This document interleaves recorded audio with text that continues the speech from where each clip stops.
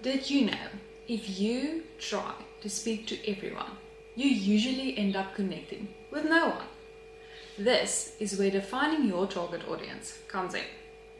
So, a target audience is a specific group of people your business is trying to reach and help. It's the people your product or service is meant for. Defining your target audience can help with a few things, like communicating a bit more clearly, attracting the right customer, and creating better products and services for that customer. While when you don't have a clear audience, your messaging usually becomes vague, your brand feels generic, and it's a lot harder to stand out. So, having a clear audience leads to having a clear message.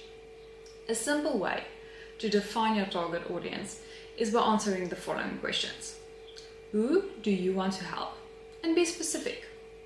What problem do they have? What are the things they are struggling with? How does your business help them? What solution can you provide them with? And what do they care about?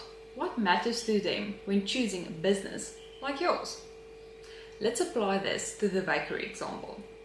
Instead of saying, we sell baked goods to everyone, you could define their audience like this. We bake fresh, simple bread for families with quality ingredients. The people they help is families. The problem their target audience has is to get fresh, simple bread. They help their target audience by baking and selling fresh, simple bread made with quality ingredients, which is what their target audience cares about. A common mistake is saying, my target audience is everyone. Because when you try to speak to everyone, your message becomes too general. By having a more specific audience, connecting with them is easier. I hope this helped, and thank you for watching.